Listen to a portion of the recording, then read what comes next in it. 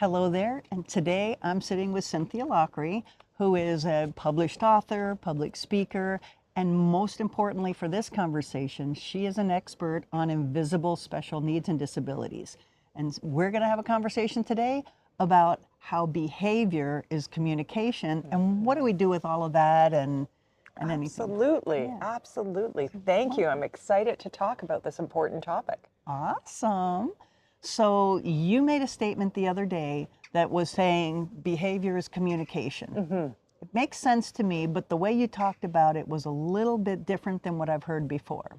So when we see behavior, and I'm thinking of people with disabilities, even people under stress, we look at the behavior, and a lot of times, so I have an autistic child, people will judge the behavior, but behavior is a form of communication.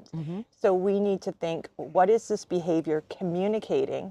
And then taking it a step further, is there an unmet need? That's the part that got me. And when there's an unmet need and you're overwhelmed and you're trying to communicate, it may not come out of, hey, Colleen, I need help. It may come down as a meltdown. It may come down as somebody frozen or somebody who appears hostile. Yeah. Because their brain. So I always say we need to step back and be curious. Because when I'm curious, I'm not judging the behavior. Right. I'm curious what they're trying to communicate.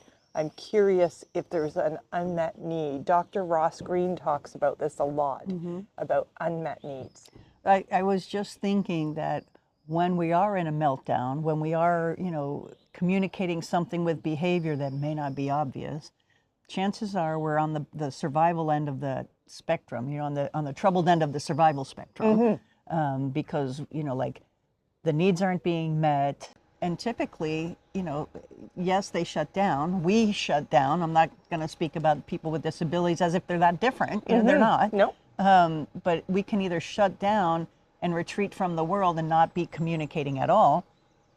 But that behavior, whatever that reaching out behavior is, it tells us a lot about who they are.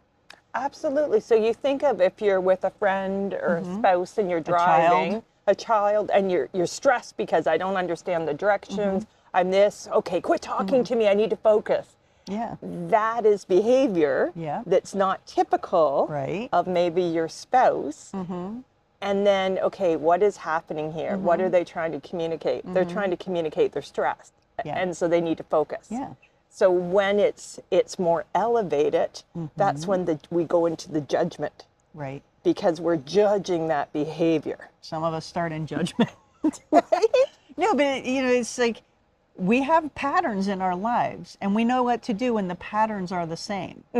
But when something comes and it's like, no, like stop, whatever that interruption is, I think about that paying with a credit card and then somebody all of a sudden comes along with cash and it's like, what do we do? Yeah. Like you broke my flow. That when something is wrong, some need is not being met, it breaks the flow of the game we're used to playing every day. Absolutely. And we give grace to a toddler in a grocery store having, I would say, a tantrum. Your mother didn't give you the nap you need. So you might have grace, but do you have grace? And I say this as a mother of an autistic teen.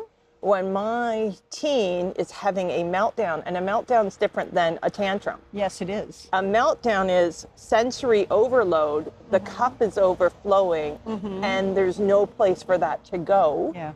And you look at that behavior, and again, you can judge the mother, because it's always the mom that's going to get judged. But yet, there's a communication, and there's an unmet need, and it's probably, I am full. And why didn't you anticipate that need long before? Well, let's just be real.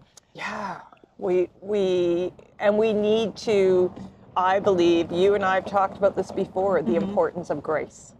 Absolutely. Which brings me to the question, for much of my life, people would say the word grace.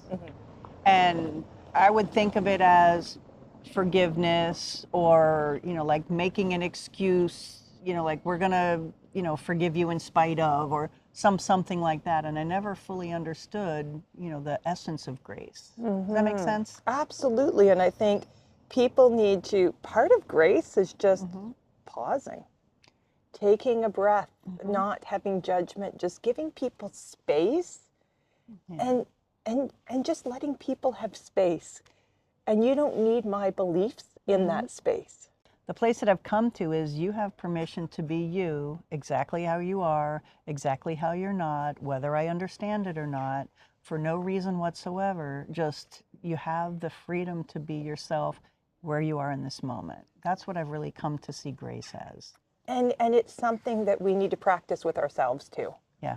We need to give ourselves grace and say, in this moment, I'm not perfect. In this, I just traveled.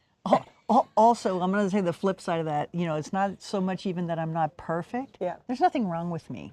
Yes. Yeah, there's nothing wrong with me. I'm having a bad moment. I'm having a bad day. I'm misunderstood. Like whatever that thing is, like in this moment, that's what's true.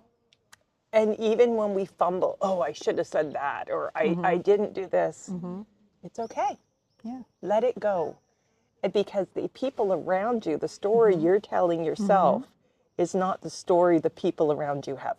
Isn't self-talk so much fun? It is. So how do you, like as an expert on the field, like I've heard you talk about how to recognize things, how, like how to spot the needs and whatnot.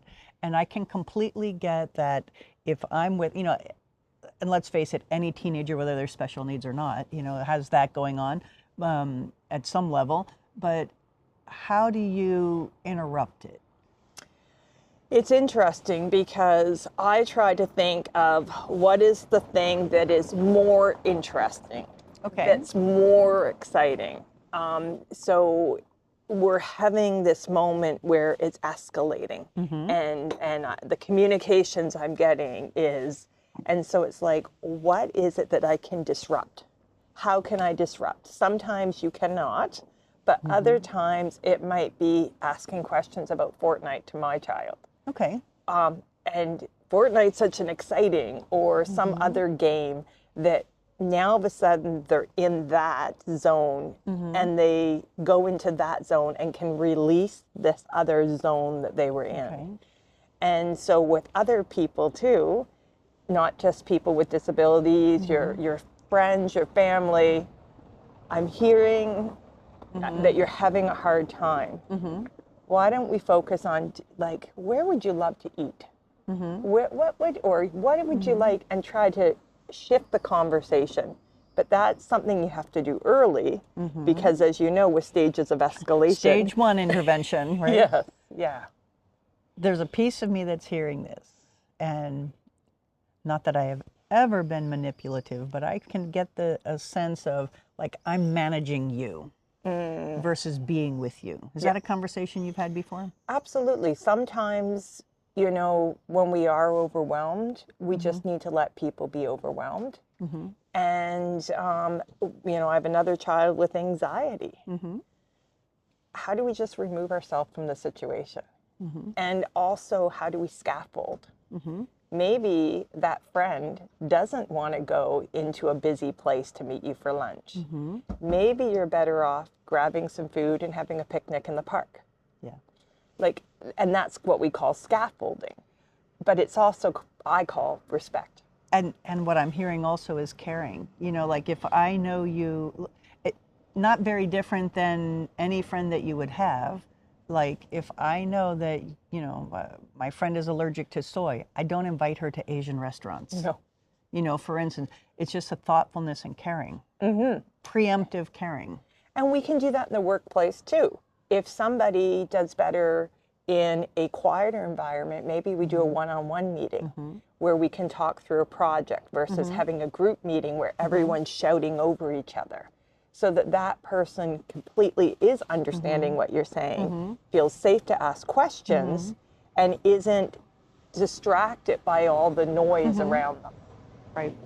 So in my work, in my clarity course, I talk about teaching people who you are. Because, and it's funny because somebody this morning just like understood it. because she was saying, like, I'm very self-aware and I understand all of these things about myself, but I don't always understand how I come across to others. And then as she was saying, it's just like, oh, being responsible for how I come across to others is teaching people who you are. Yes.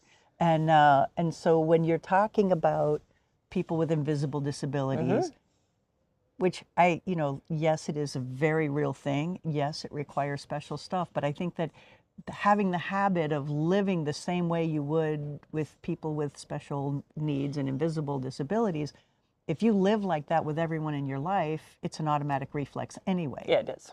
So if I'm teaching people who I am, and other people are teaching me who they are, then we know how to be preemptive in these things. We know what's appropriate in an engagement, in an interaction, in an invitation, and things like that. So how would you talk about that in terms of this work? Because I know you've done clarity work, so Yes. you know where I'm coming from. I'd like Absolutely. to hear that from your side. So what it is a lot of people aren't self-aware and take that time to pause. And I do workshops on personalities, but less about me, and more about how do you interact with others. But also it starts with that self-awareness.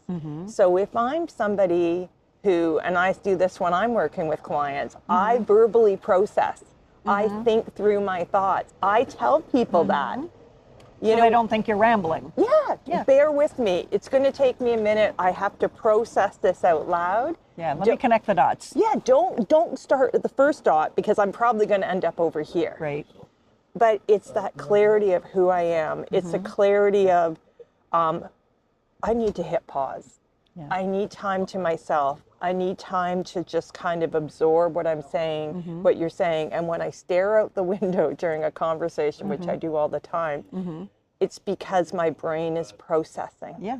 So again, if I tell people that versus... They don't think you tuned out. Exactly. Yeah.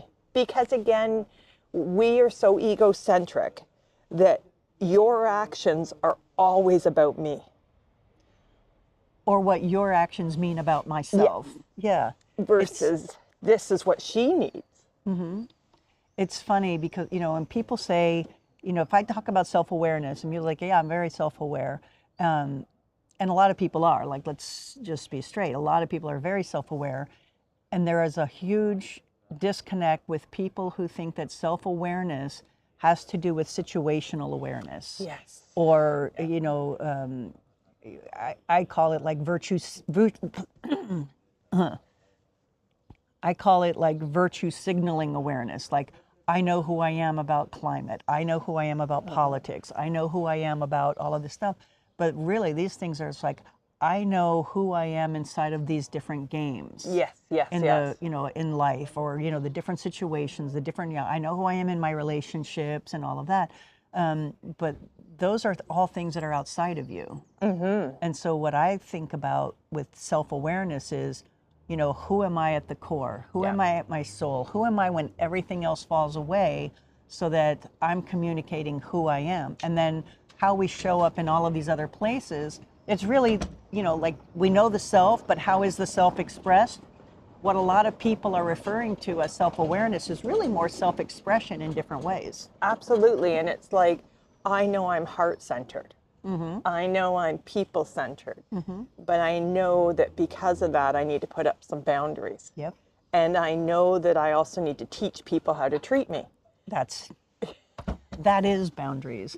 When you teach people who you are, what you'll settle for, what you expect, what, like all of these things about who you are, then the boundary is set.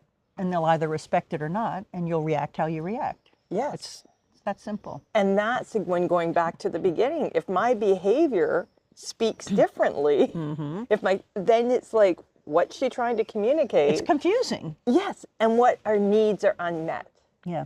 So I have learned through the clarity course that I tend to shut down. And so when In the fight and flight, you flight. So when I go quiet, that's not good. There is definitely an unmet need when I go quiet. So when you can go back and go, behavior, communication, unmet need, then all of a sudden you start going into curiosity versus judgment. Yeah, that's huge. Yeah. That's huge. Talk more about curiosity and judgment. I got to hear this. Oh, this is a big one for me. We automatically go into judgment. It's what we do. It's an automatic reflex. It's how we all operate. We judge. Am I okay? Is it right and wrong? Where do I fit? Like all of that, the assessing This and judging. person did this because they're this. And I make up these stories to quote, Brene Brown. We have these stories we tell. Curiosity is an active mindset that you have to put on. You have to go into a situation and say, I'm going to be curious. And by being curious, it means that person, this is a tough one, that person's opinion I need to listen to and I need to ask questions versus having judgment. Well, it's interesting because in a space of judgment, we're coming from a position of I already know. Yeah. And in curiosity, it's I don't know. And if you already know, you can't learn. No. So from the position of curiosity, like that is a very purposeful interrupt, no matter what the situation. You're just talking with your spouse or arguing or, whatever, a bit with your boss, whatever.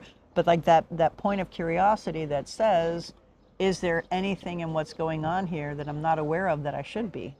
Well, and I always say to think ahead of time of the curiosity questions so that you don't get defensive. So you say something to me and my spidey sense goes, ooh, I'm curious about that. Tell me your perspective on that. Yeah. Help me understand. How did you come to that? Yeah. Yeah. Or tell me more. Tell me more is such a great question. I love that one. Tell me more. Yeah. And when you say that, people love to talk. Especially about themselves. And so if you say to me, tell me more, I'm like, well, and I'm going to lean into that. And my defenses are going to go down because you're listening to me. But if I'm asking questions for you to get to my point or my perspective. Leading the witness.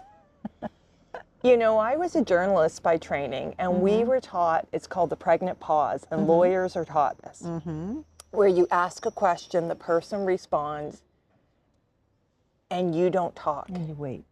And Indigenous cultures are very good with honoring space. And in that space, it gives people time. And that's also part of curiosity. Give them time to process. That's brilliant. Yeah. Yeah. I hadn't thought really about the pregnant pauses. I've heard it. I've seen it used as a technique, mostly in negotiating and different, power positions and power plays. But I hadn't really thought about it in terms of curiosity.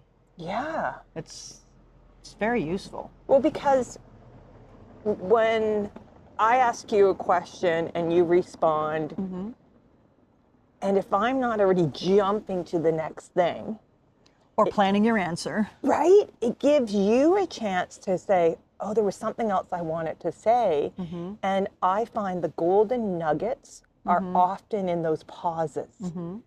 Because now and a lot of people, introverts, will love this technique, where the introvert now can actually process instead of the extrovert bombarding them with questions. So that's where curiosity, there's ways that we can do it that are uncomfortable, but once you practice these techniques, they become authentic.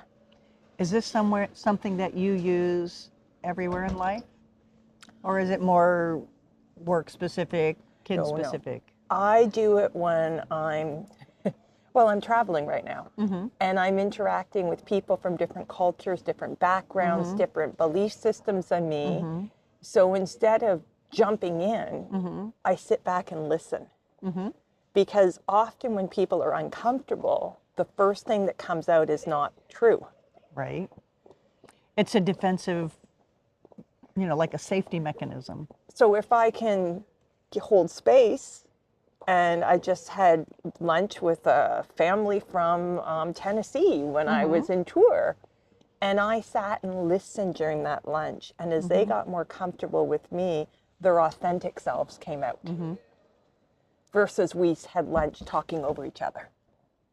I think that, part of what I'm hearing too is in travel, specifically in travel. I mean, not that I ever travel, but, like the people that I've seen come through France as a La Frenchie is there are people who have a very sanitized trip. Yes.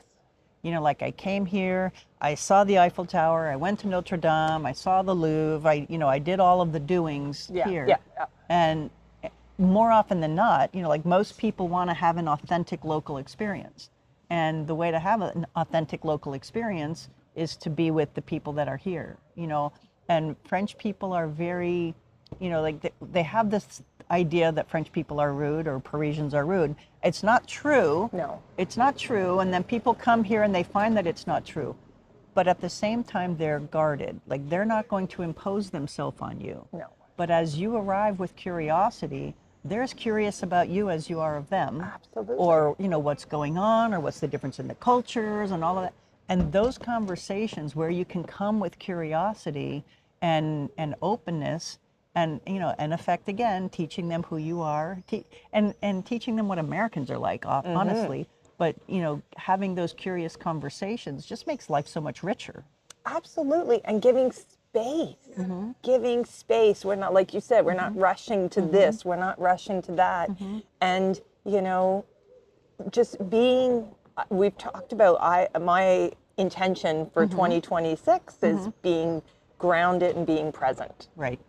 And so oftentimes I, remind myself when I am getting too busy.